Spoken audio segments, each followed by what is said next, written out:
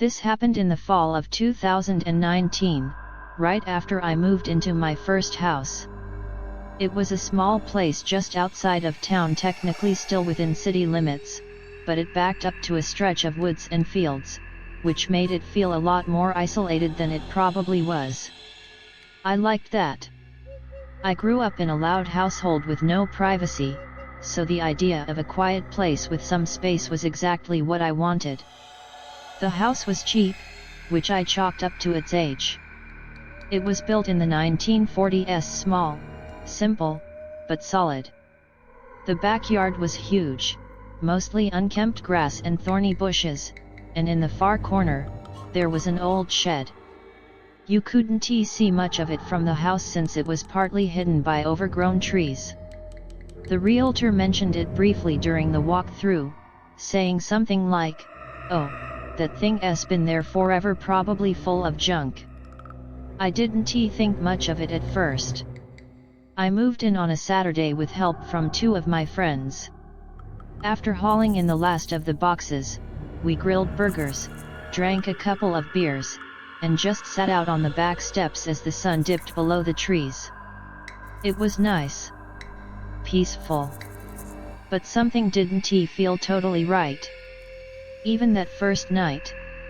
I remember waking up around 3 a.m. to use the bathroom, and as I passed by the kitchen window, I saw a faint light coming from the backyard. At first, I thought maybe a street light or a neighbor's porch light was shining through the trees, but no.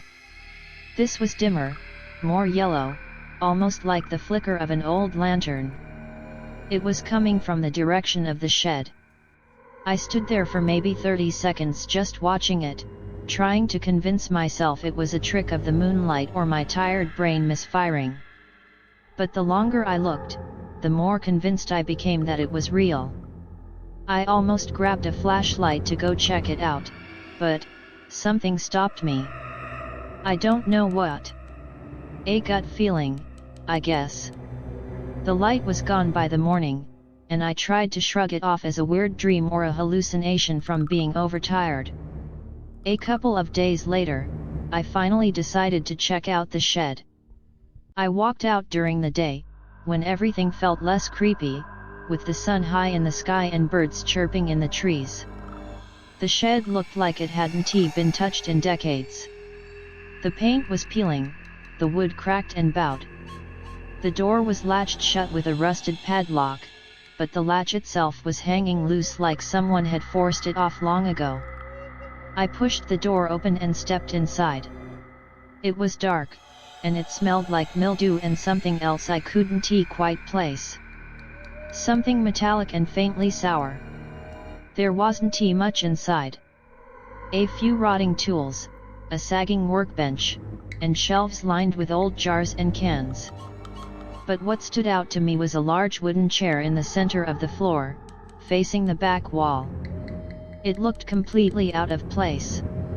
The chair was newer than anything else in the shed. Clean. Untouched. Almost like someone had placed it there recently, and written on the wall behind it, in faded red paint or maybe something else I'm not sure, were the words, "Don't let him out." I stood there for a long time, just staring at those words. Eventually, I laughed a little to myself. It felt like a prank. Like something some teenager would do to scare the next homeowner. Still, the whole thing felt off. There was this oppressive silence in the shed, like the air was thicker inside than it should be. I closed the door, pushed the latch back into place, and didn't go back out there again. But things started getting weirder after that. It started with small things. I'd hear noises at night, soft knocking sounds from the back of the house, or creaks like someone was walking on the grass outside my bedroom window. Once, I woke up to the distinct sound of the shed door opening and then closing. I lay there frozen, staring at the ceiling, too scared to even move. I told myself it was animals. Raccoons, maybe. But I started double-checking that my doors were locked. I started leaving lights on. Then one night, I had a dream, or at least, I thought it was a dream.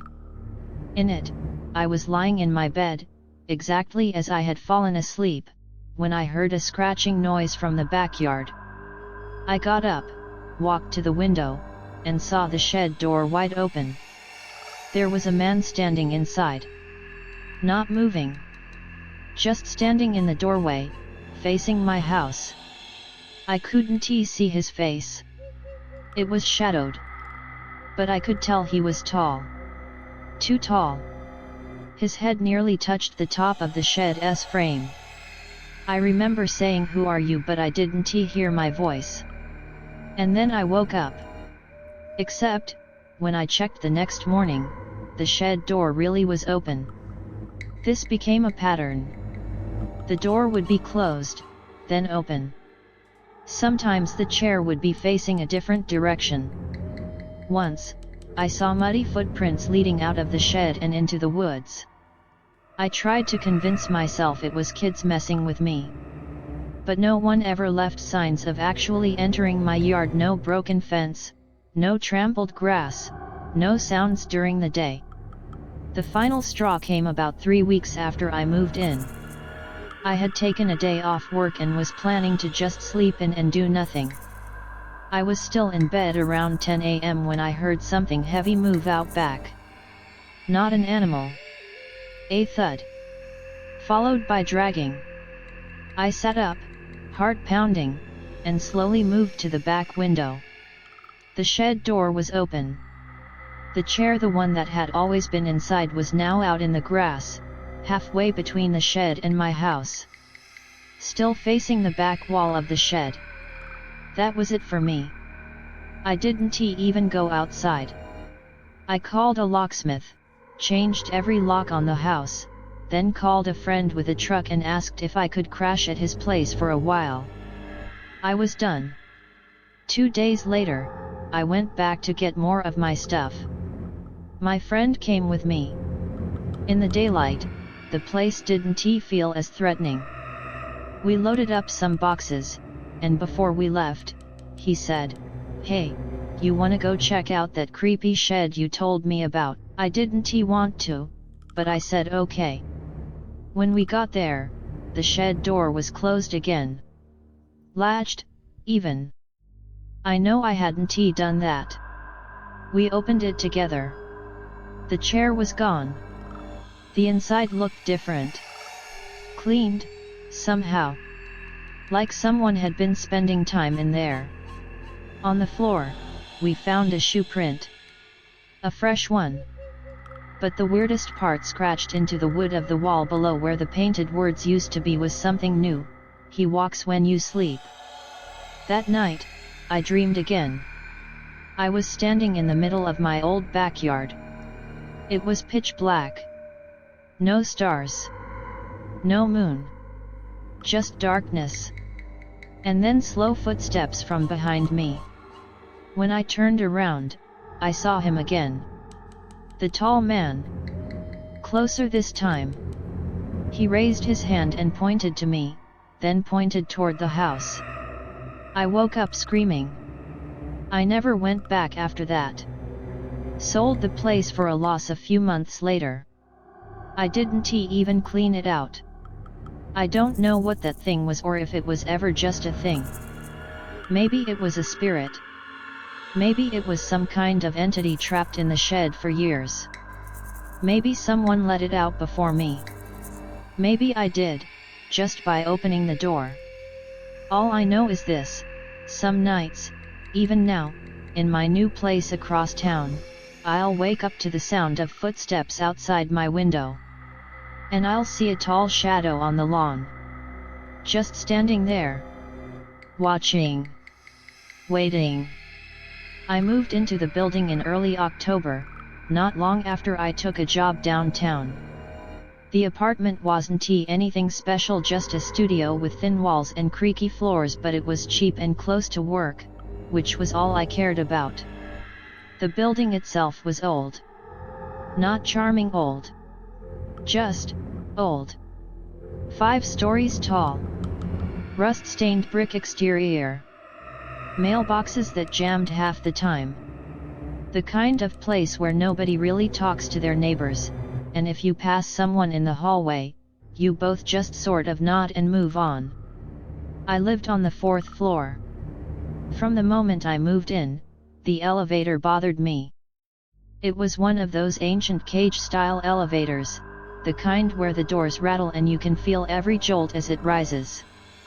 But it wasn't just the age of it. It was the way it acted. Every time I rode it, no matter where I was going, it would stop on the 3rd floor.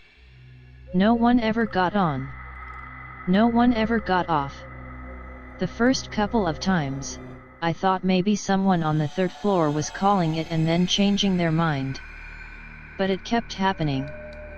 No matter what time of day, morning, noon, or 2 a.m. the elevator would lurch to a stop on the 3rd floor, the doors would open slowly with that awful metal screech, and there would be nothing. Just a hallway lined with shut doors. Dimly lit. Still. Always still. I told myself it was just a glitch. An old building quirk. I even joked about it to a coworker once, saying the elevator was haunted. She laughed and said, "Well, it's a rent-controlled building. You get ghosts or roaches sometimes, both." The thing is, I never saw anyone on the 3rd floor. Not once. I met the guy who lived above me, 5th floor, name was Greg, big into classic rock and smoked out the window every night. I even met an elderly lady who lived on the 2nd. But I never saw anyone coming out of the 3rd floor hallway. Ever. One day, about 2 weeks in, I decided to walk the stairs just for some exercise. When I passed the 3rd floor, I stopped for a second. The door to the hallway was closed, but I swear I heard something behind it. A soft, scraping sound. Like someone dragging their feet across the floor. I stood there listening, holding my breath, and just as I turned to leave, I thought I heard a click. Like a door unlocking. I left fast. Didn't look back. Things got worse after that. I started hearing noises through the vents, muffled footsteps, sometimes whispering. It didn't sound like it was coming from the floor above or below. It sounded horizontal. Like someone was walking through the walls, moving parallel to me. I'd wake up in the middle of the night, heart pounding, convinced someone had just passed my door. But no one was there. And the elevator, it started opening by itself. I'd be sitting in my apartment, reading or watching TV, and I'd hear the familiar rattle and ding. I'd peek through the peephole and see the elevator doors open, then close again. No one stepping out. No one stepping in. Always stopping on the 3rd floor. Eventually, curiosity got the better of me. One Saturday, I waited. I stood inside the elevator and rode it up and down for nearly an hour, just watching.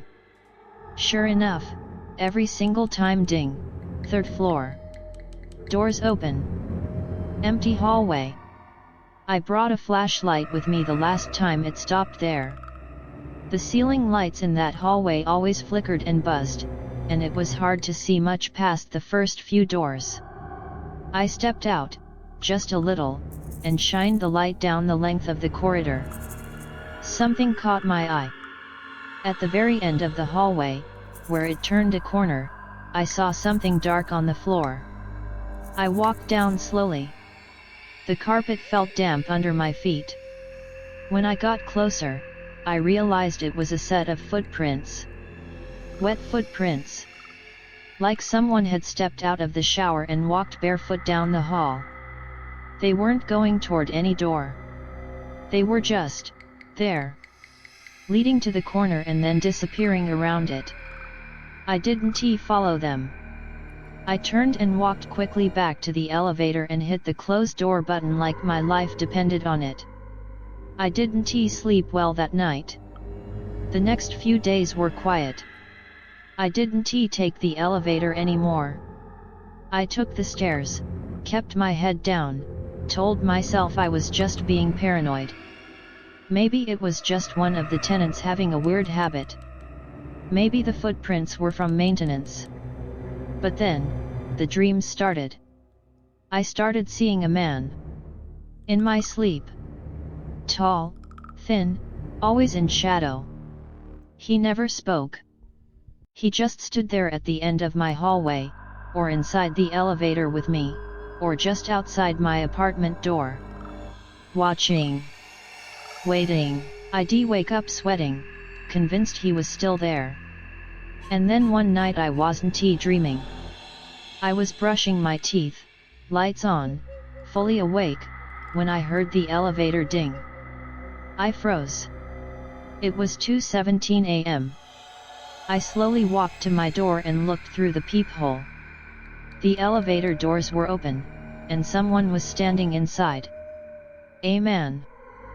Facing the back wall. Not moving. My heart slammed against my chest. He slowly turned around. Even through the distorted glass of the peephole, I could tell there was something wrong with his face. Like it didn't belong to him. Like it had been put on backwards. I stepped back from the door. The elevator doors closed. Silence. I didn't sleep at all that night.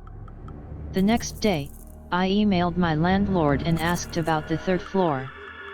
I tried to keep it casual, just asked how many people lived there. She replied the next morning, no one currently on the third. Been empty for a few months. We're renovating. No. No, they weren't. The hallway was untouched. The lights flickered. The carpet was old. And the elevator still stopped there. A few days later, I saw something that made me pack a bag. It was a normal afternoon. I got home from work around 5:30, took the stairs as usual. As I was unlocking my door, I glanced down the hallway. There was a man. Standing at the end.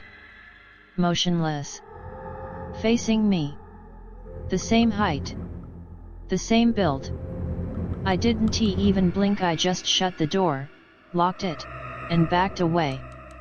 That night, I stayed at a friend's place. When I came back 2 days later to grab more stuff, everything seemed normal again. Too normal. I decided to ride the elevator one last time, like a dare to myself. I pressed the button.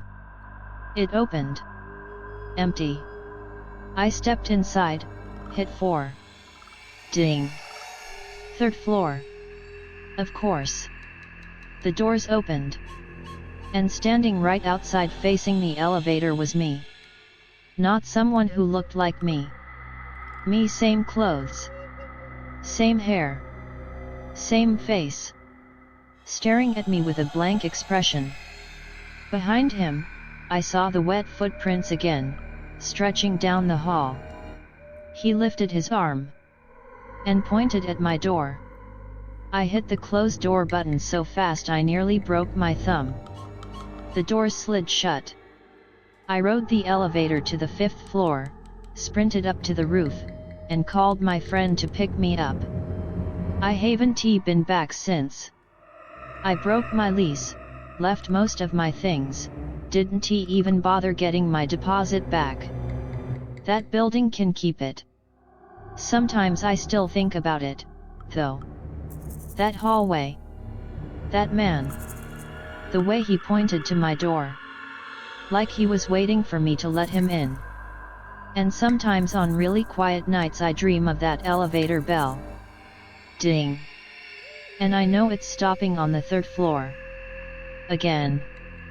I was on my way back from a work trip in Amarillo, headed east on I-40 with at least 6 hours left to drive.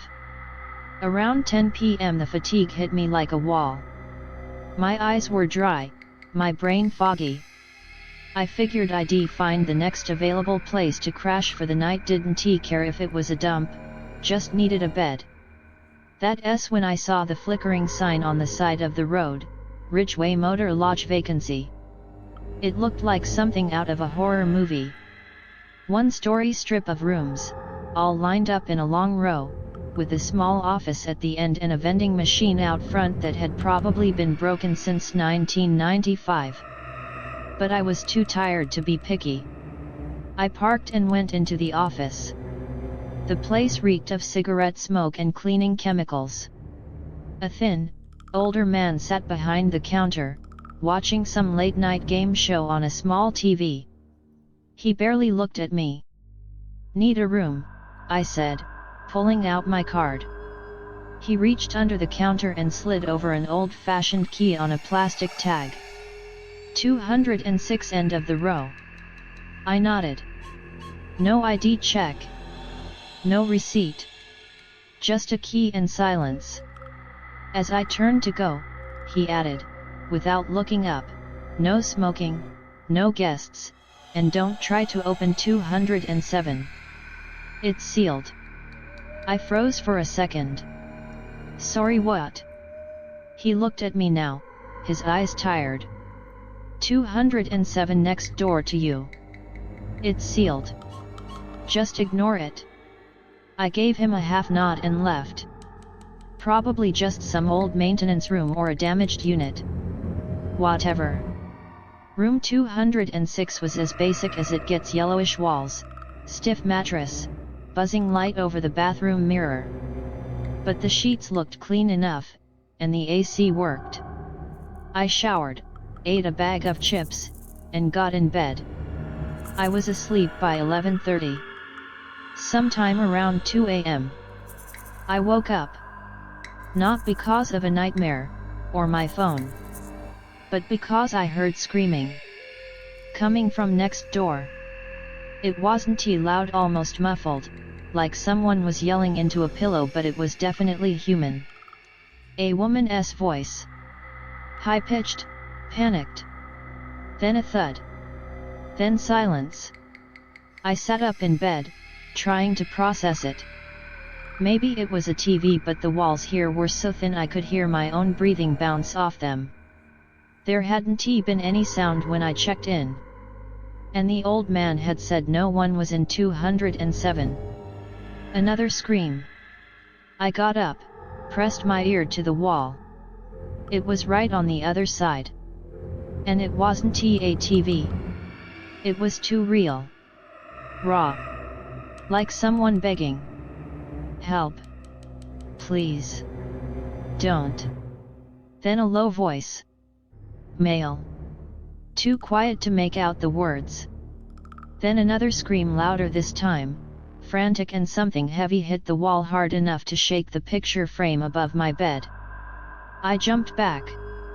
What the hell was going on? I grabbed my phone, opened the camera, and recorded about 30 seconds of the noise. The screaming kept coming, intermittent, like bursts of desperation, and then, just as suddenly as it started, it stopped. Dead quiet.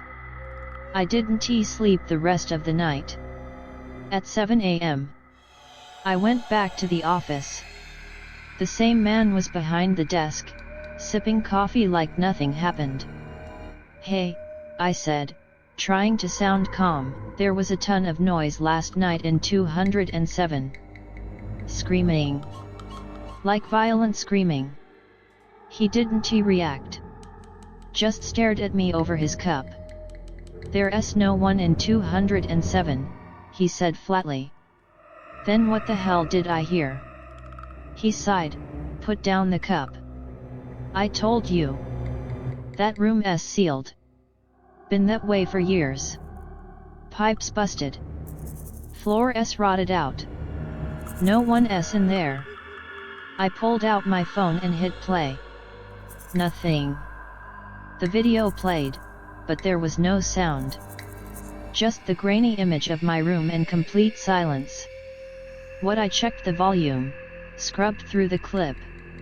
Still nothing. The old man just stared at me. "You need another night?" I shook my head. "No, I'm leaving."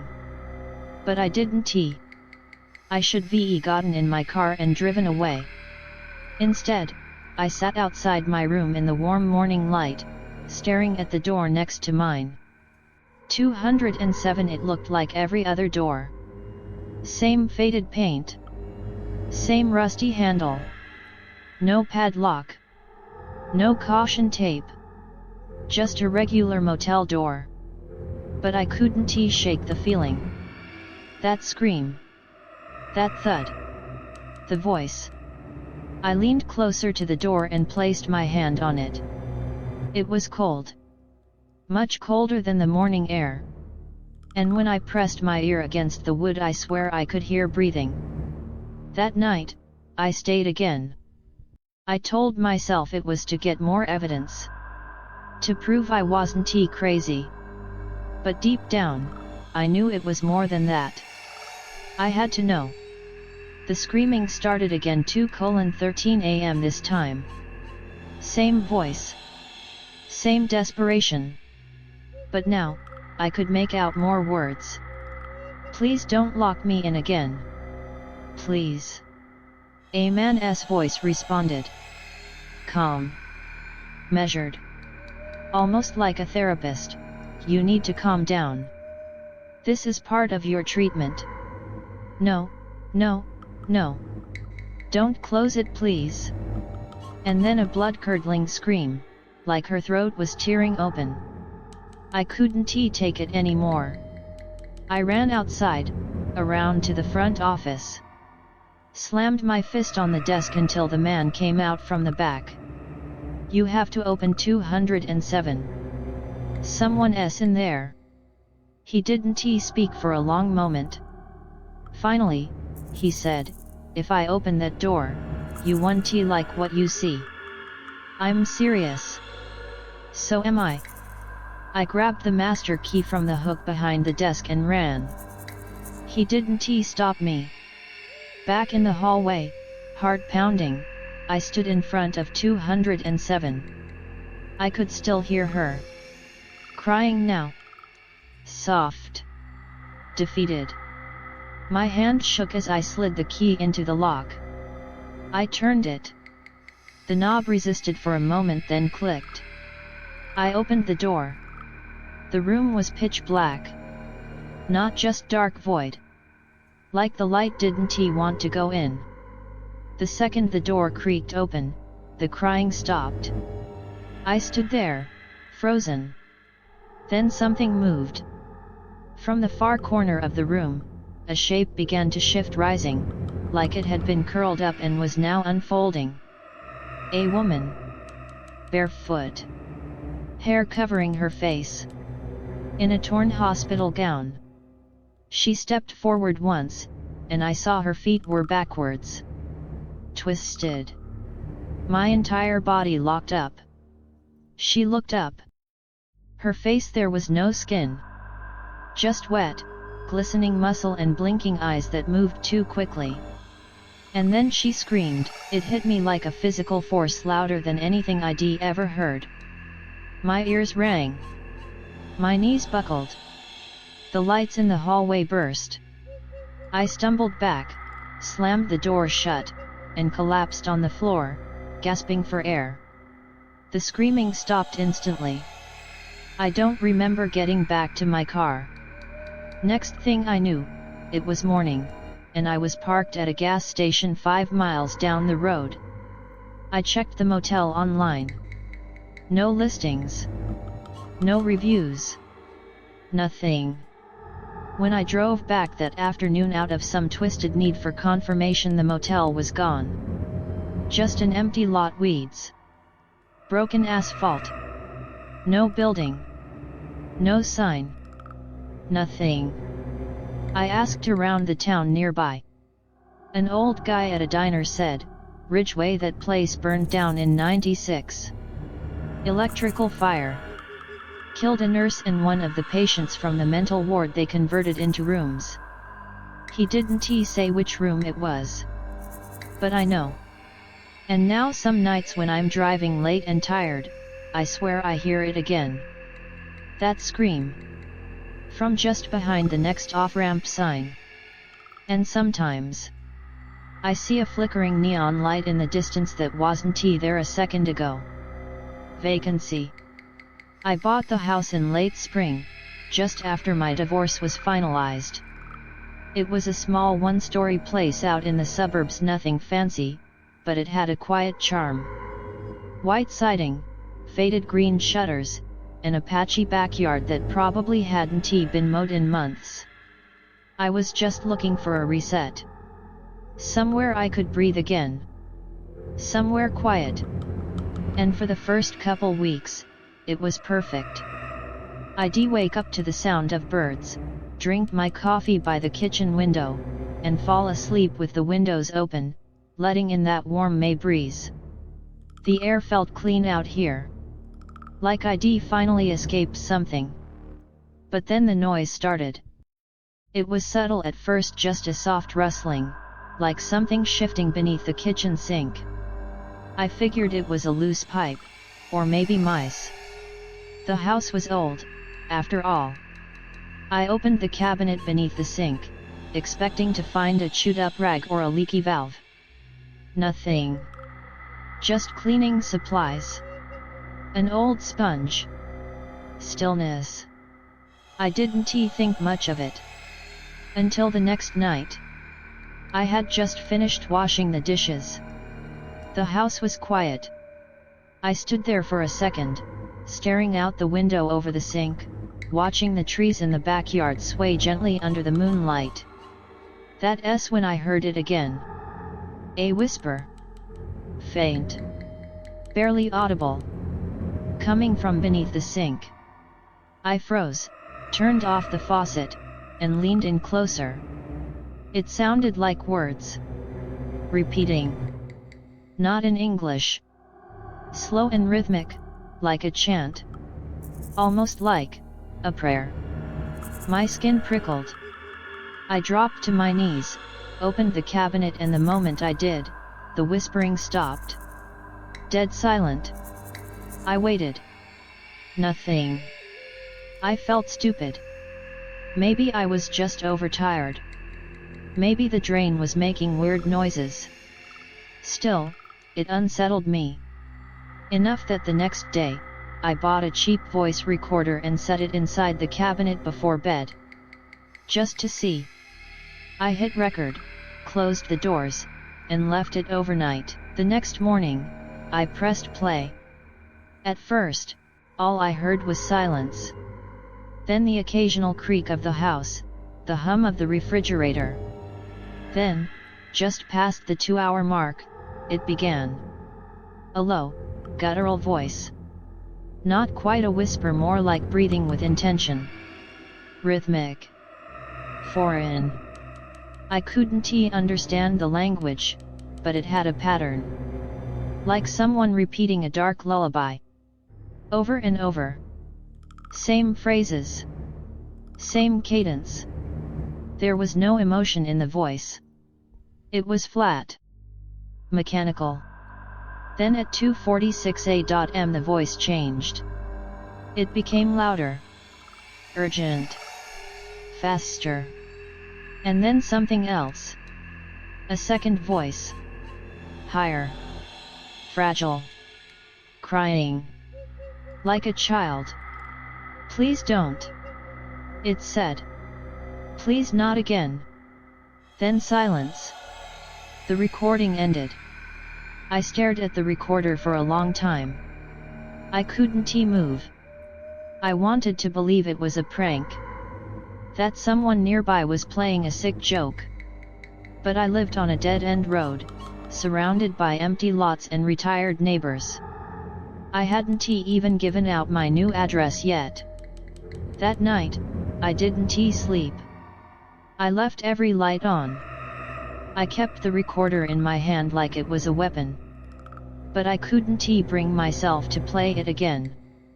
I started hearing things during the day, too. Scratching beneath the floorboards. Humming when the wind picked up. Once, I heard what sounded like nails tapping against the inside of the kitchen cabinets. Always when I was alone. Always near the sink. I called a plumber. He checked the pipes, opened the cabinet, tapped around with his tools. Said everything looked fine. No leaks. No signs of animals. He shrugged, gave me a 75 invoice, and left. That night, I put the recorder back in the cabinet.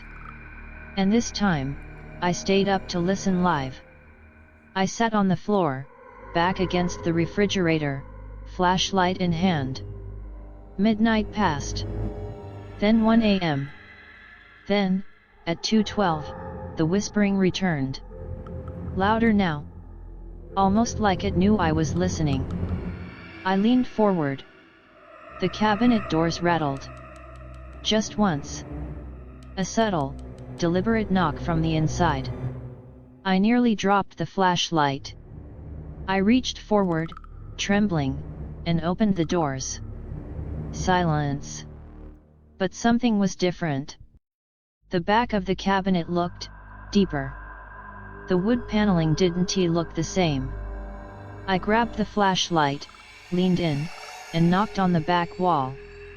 It echoed. It was hollow. I didn't sleep again. In the morning, I pulled everything out of the cabinet and inspected the back panel. I ran my fingers along the seams, pressed at the corners until finally, something clicked. The panel popped open. Behind it was a narrow, rectangular crawl space maybe 3 feet deep, lined with some kind of gray insulation. And at the very bottom, was a trapdoor. A small, rotted wood panel with a metal ring screwed into it. I didn't open it. Not yet. I put everything back, closed the cabinet, and tried to pretend it wasn't real. But that night, the voices were louder than ever. It felt like they were calling to me now. Like they knew I had seen it. The chanting didn't stop at 3 a.m. or 4 a.m. It just kept going, looping endlessly, drilling into my brain like some ancient sermon. I pressed a pillow over my head and cried like a kid. And in the morning, the cabinet doors were wide open. I made one last recording. I set the voice recorder inside the crawl space, just above the trapdoor, and left the house. I couldn't take it anymore. I drove aimlessly for hours. Thought about checking into a motel. Thought about driving back to my ex's place.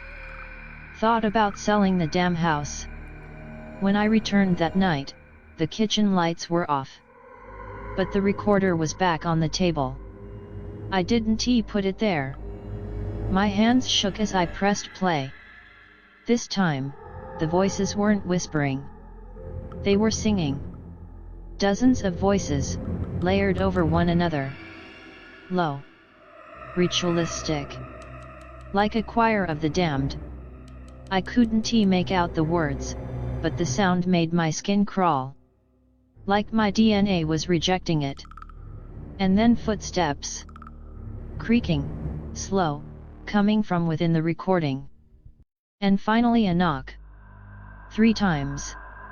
And a child's voice, so clear, so sharp, it sounded like it was speaking directly to me. You opened it, didn't you? I dropped the recorder. I couldn't stay another night. I packed a bag, grabbed my keys, and drove straight to a friend's house across town. I didn't explain much, just said I had plumbing issues. She let me sleep on her couch. When I finally returned the next day, everything was quiet. Too quiet. The house smelled like old wood and dust. The sunlight through the windows felt wrong. Dimmer. Colder. I walked into the kitchen. The cabinet was open. The panel was gone. And the trapdoor was wide open. The smell hit me first, damp, rotted earth. Then I heard it. Breathing. Not coming from the hole. Coming from behind me. I turned around. There was no one there. But on the wall above the sink, written in a sticky, dark brown smear, was a word I didn't recognize. Not English. Not any language I knew. But I understood it. somehow. It meant, welcome back. I haven't been in that kitchen since. I sleep in the guest room now, with the door locked and the lights on. I've tried to sell the house twice, no takers. My realtor says people complain of a bad feeling during showings. Like the house doesn't want them there. I believe it. The voices still come. Every night. And lately, they've started calling my name. I've been solo camping for years. It's how I reset, just me, a tent, a backpack, and the woods. No signal, no emails, no expectations. Just quiet. That weekend, I picked a spot I'd never tried before. It was in a small state forest about 3 hours from where I live. Not a big park, more like a forgotten patch of land with a few unofficial trails and a single gravel lot near the tree line. No rangers. No facilities. Just raw forest. Perfect. I got there late Friday afternoon. Set up camp near a small clearing, maybe 50 yards from a creek. The spot was nice flat ground, plenty of shade, and far enough from the main trail to feel truly isolated. That first night was uneventful. I made a fire, cooked some beans, drank from my filtered bottle, and watched the stars. Fell asleep to the sounds of crickets and wind through pine needles. I woke early the next morning. And that's when I noticed it. There was a camp chair set up at the far end of the clearing. One of those collapsible ones, blue fabric, metal frame. Just there. Facing my direction. I hadn't brought a chair. I only packed what I could carry. I stood at the edge of my tent, staring at it. It was at least 40 or 50 feet away. Too far to see any detail. I assumed it had been left behind by another camper. Happens all the time.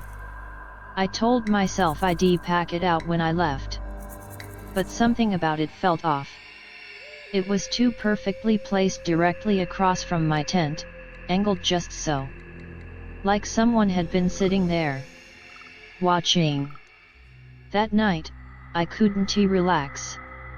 Every sound in the forest felt louder, closer. A snapping twig would jolt me upright. A gust of wind felt like footsteps. I kept glancing toward the edge of the clearing. The chair was still there. Empty. I forced myself to sleep. I woke up sometime just after dawn. And the chair had moved. It was now about 20 feet closer. Still facing my tent. Still empty. I didn't move for a long time. I just lay there inside my sleeping bag, listening to the stillness of the woods, heart pounding, staring at the silhouette of the chair through the mesh of my tent. Eventually I got up, walked over to it. It was the same kind of chair you'd find at any sporting goods store. Faded blue fabric. A small mesh cup holder on the right armrest. No markings. No tags. No gear or trash around it. I looked behind it. Nothing. I picked it up, folded it, and carried it to the edge of the woods. I didn't want to just throw it in the trees, so I left it leaning against a stump out of view from the campsite. I didn't think much more of it that day. That night, I had trouble lighting a fire. The wind had picked up. I ended up just eating a granola bar and calling it an early night. Crawled into my tent with a headlamp and a paperback, trying to forget how strange the morning had been. I must be fallen asleep around midnight.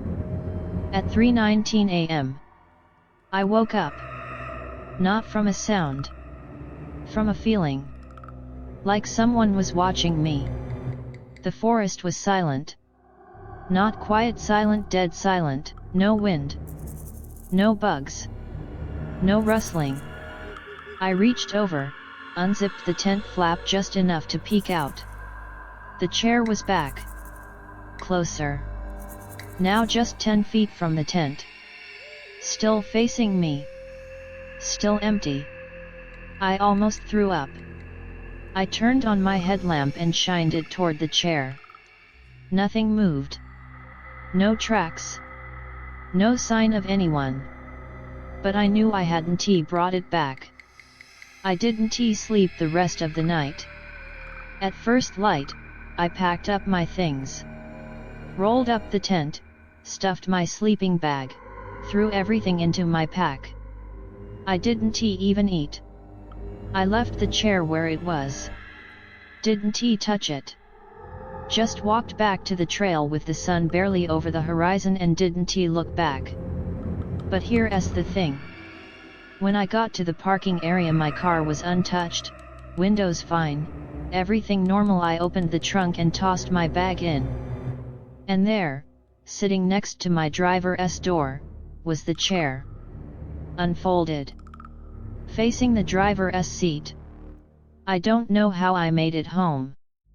I remember driving with my eyes darting between the road and the rear-view mirror, expecting something to pop up behind me. My hands were shaking so badly I almost drove off the road twice. When I got back to my apartment, I left the gear in the trunk and locked every door and window in the place. I sat in my living room, lights on, music playing, anything to drown out the silence. By evening, I convinced myself I'd hallucinated the whole thing. Maybe I was overtired. Maybe it was some elaborate prank by another camper. I was starting to calm down. Until I checked my mailbox the next day. Inside was a small manila envelope. No return address. No stamps. Just my name, printed in blocky black ink. I took it upstairs, sat on my couch, and opened it with trembling fingers. Inside was a single photo. It was me. Asleep in my tent. Shot through the mesh. And just barely visible in the corner of the frame, was the chair. That night, I started hearing noises. Not in the walls or the ceiling. Outside. On the balcony.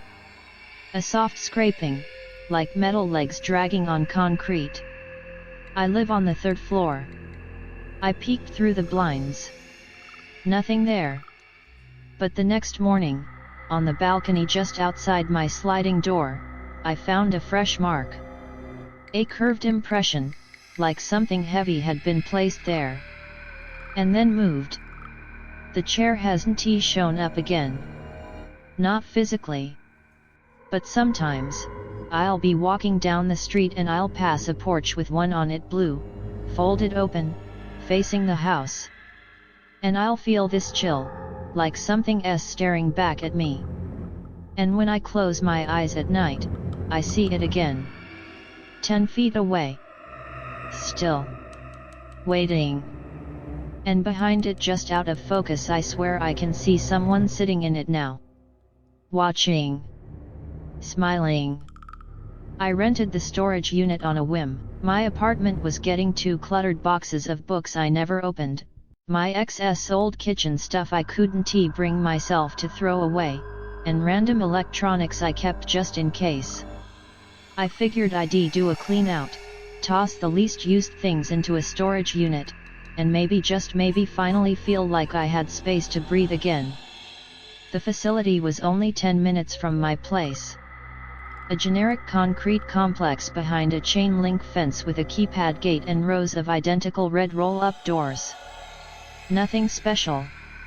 I signed the papers quickly. Unit 108 was mine. 10 by 10. First floor. Climate controlled. The first time I opened it, the metal door clanged like a prison cell. I remember thinking it felt colder than it should have. Not just the temperature, something else. Like the air was too still. But I shrugged it off. Started moving boxes in. The first trip was uneventful. I stacked everything neatly labeled, plastic bins on one side, furniture, blankets over a lamp, and an old bookshelf. I even swept the corners out. Clean. Organized. Done. That was a Sunday. By Wednesday, I was back. Not for anything urgent, I just remembered I had a box of old camera gear in one of the bins and wanted to dig it out. When I opened the unit, I immediately noticed something was off. There was a mirror leaning against the back wall. I didn't own a mirror like that. Full length. Ornate frame. Black wood with these little carved vines running along the edge. I just stood there for a few seconds, staring at it. Maybe I'd forgotten about it, maybe it belonged to my ex, but something about it was wrong. The glass didn't reflect the unit properly. The angle was off. Like the walls were just a little farther apart in the reflection than they were in real life. I should have taken it out. I should have asked the manager if there was a mix-up. But I didn't. I just pushed it to the side and went looking for my camera. A week later, I came back to drop off a few more boxes. It was late in the day, and the hallways of the facility were empty. Just rows of fluorescent lights buzzing overhead. I rolled up the door and froze. There was now a coat rack in the back left corner. Wooden. Standing upright. 4 hooks. A grey trench coat hanging off it. I didn't put that there. I hadn't brought anything new since last time. I opened every box twice. No coat. No coat rack. Nothing that even resembled it. I backed out of the unit slowly, locked it, and went to the front office. No one was there. Just a sign, back at 9 a.m. Please call if urgent. I didn't call.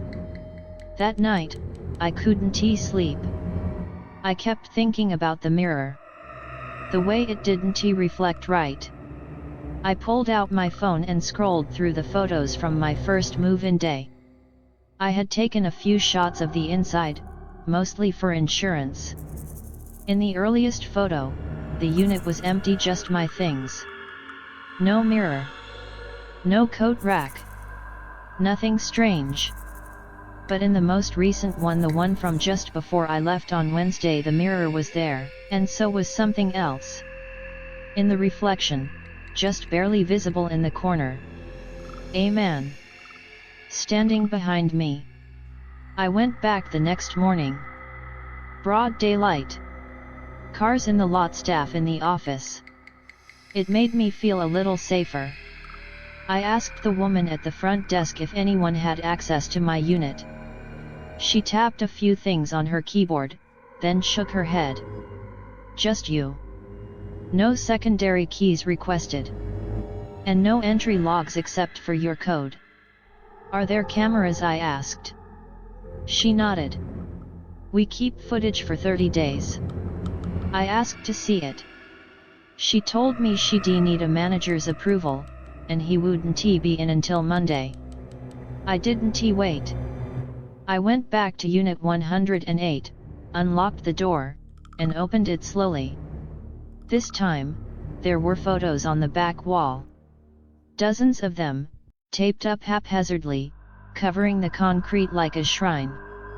They were all of me. Different angles, different times. Some were clearly from years ago. Others were from just days ago. Me entering my apartment. Me at the grocery store. Me inside my living room. And one photo front and center was a Polaroid. It showed me asleep in bed. I yanked them all down. Tore them up. Stomped on the mirror. Knocked over the coat rack. Then I ran. For a while, I stayed away. I told myself I was done with that place. I didn't need the extra space that badly. I could just let the rent expire and never go back. But a few weeks later, I got a call. Blocked number. Male voice. Calm. Almost amused. You left something behind. I hung up. Then I started noticing little changes around my apartment. A book left open that I didn't remember touching. My toothbrush moved to the wrong side of the sink. Food in the fridge that I hadn't bought but liked. It felt like someone had been living here. Someone who knew me better than I did. I finally went back to the storage facility. This time, I brought a crowbar. It was a stormy afternoon. The sky hung low and heavy. The fluorescent lights in the hallway flickered slightly as I passed through. I rolled up the door. Unit 108 was bigger. Impossible. But true. The walls had shifted. The space stretched farther than before. And in the center, where I'd once stacked boxes, was now a desk. My desk. From my childhood bedroom. Complete with an old CRT monitor, a lava lamp, and the same stickers I'd put on it when I was 12. I stepped inside, heart pounding. On the desk was a folder. Inside papers. Report cards. Journal entries. Medical forms. All in my name, all dated from a time I didn't remember living. A different city. A different school. Even different parents' names. I flipped through in a daze, until I reached the last page. A photo. Of me. But not me. Older. Longer hair. Same eyes. And behind me, again, just barely visible in the background. The mirror. I ran. Didn't he even lock the unit? That night, I dreamed of standing in a hallway with rows of red doors. Every one of them open. Every one of them filled with versions of me, some older, some younger, some not quite right, and in the center of the hallway, under a flickering light. Unit 108. The door slowly rolled open. And something stepped out. I've tried moving 3 times. But no matter where I go, a storage facility shows up nearby. Sometimes it's called a different name. Sometimes it looks a little newer. But it always has Unit 108. And I always receive a key in the mail, addressed to me, in handwriting that looks almost like mine. There's always something waiting inside. Something I forgot. Or maybe, something I was made to forget. And now I'm starting to think, the unit isn't for storing things. It's for storing versions of me. And lately, the one that's coming out of the mirror, he looks more comfortable in my skin than I ever have.